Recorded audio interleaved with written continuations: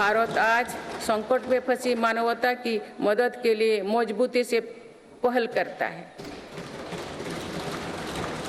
दुनिया में कहीं भी संकट आने पर भारत वहां तेजी से पहुंचने का प्रयास करता है। मेरी सरकार ने दुनिया भर के काम कर रहे भारतीयों में नया भरोसा जगाया है।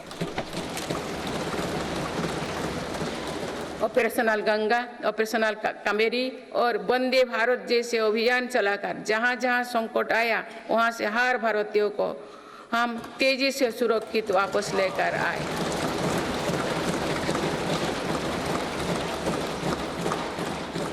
मेरी सरकार ने योग, प्राणायाम और आयुर्वेद की भारतीय परंपरा को पूरी दुनिया तक पहुंचाने के लिए निरंतर प्रयास किए।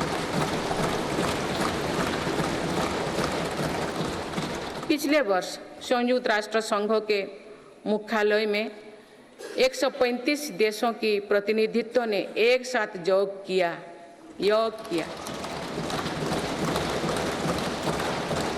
ये अपने आप में एक नया रिकॉर्ड है। मेरी सरकार ने आयुष पद्धतियों के विकास के लिए एक नया मंत्रालय बनाया है। विश्व स्वास्थ्य संगठन का पहला global centre for traditional medicine भी भारत में बन रहा है।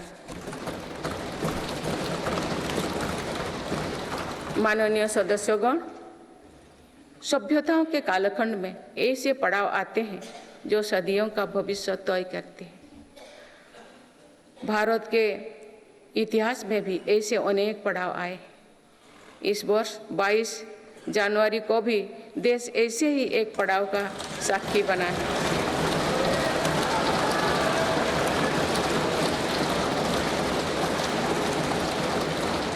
सदियों की प्रतीक्षा के बाद अयोध्या में रामलला अपने भव्य मंदिर में विराजमान।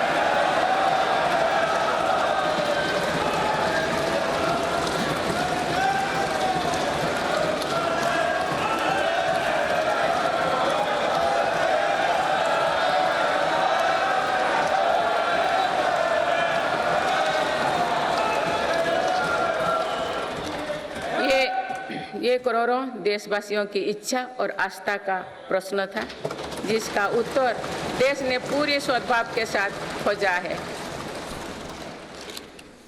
माननीय सदस्यगण, आप सभी करोड़ों भारतीयों की आकांक्षाओं के प्रतिनिधि हैं।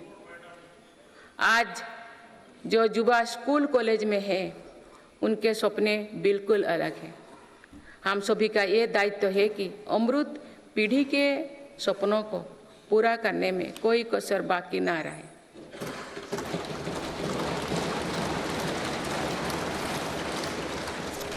विकसित भारत हमारी अमृत पीढ़ी के सपनों को साकार करेगा। इसलिए हम सभी को एक साथ मिलकर संकल्पों की सिद्धि के लिए जुड़ना होगा।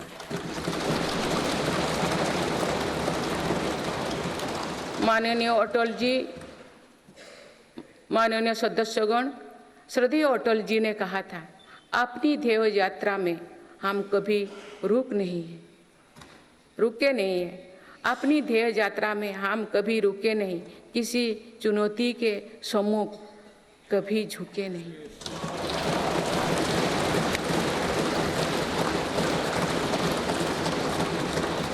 मेरी सरकार 140 करोड़ देशवासियों के सपनों को पूरा करने की गारंटी के साथ आगे बढ़ रही है।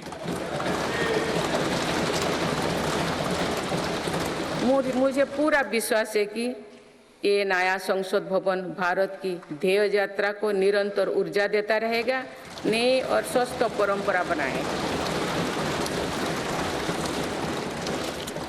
वर्ष 2047 को देखने के लिए अपने साथी तो अब इस सदन में नहीं होंगे, लेकिन हमारी विरासत ऐसे होनी चाहिए कि तब की पीढ़ी हमें याद रखे।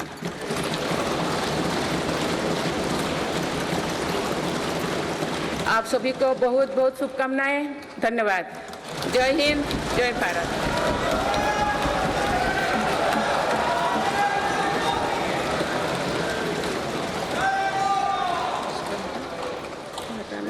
आपको पढ़ना है।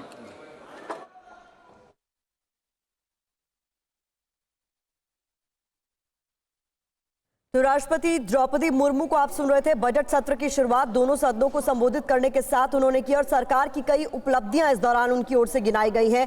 अंतरिम बजट पेश होने से पहले राष्ट्रपति ने चंद्रयान 3, G20 शिखर सम्मेलन, एशियन गेम्स, अटल टनल और खासतौर पर राम मंदिर को लेकर कई महत्वपूर्ण बातें कही।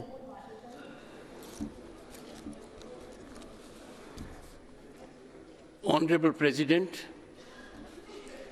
honorable members, I wish to read some parts from the English version of Honorable President's address, and the rest may be considered as read. This is my first address in new Parliament building.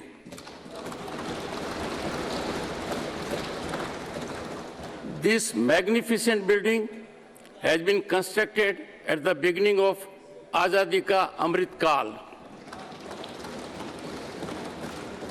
I am confident that this new building will be witness to productive dialogue on policies that will shape the development of Viksit Bharat, the Amrit Kal of our independence. I extend my best wishes to all of you. Honorable members, this year is also the 75th year of adoption of our Constitution. It was during the Amrit Mahotsav that a statue of Netaji Subhash Chandra Bose was installed on Kartavya Path. Veer Bal Divas was declared in the memory of Sahibzade. Birth anniversary of Bhagwan Birsa Munda was declared as Janjatiya Gaurav Divas. India became the first country to hoist its flag on the southern pole of the moon. India got its largest sea bridge, the Atal Setu. India got its first Namo Bharat train and the first Amrit Bharat train.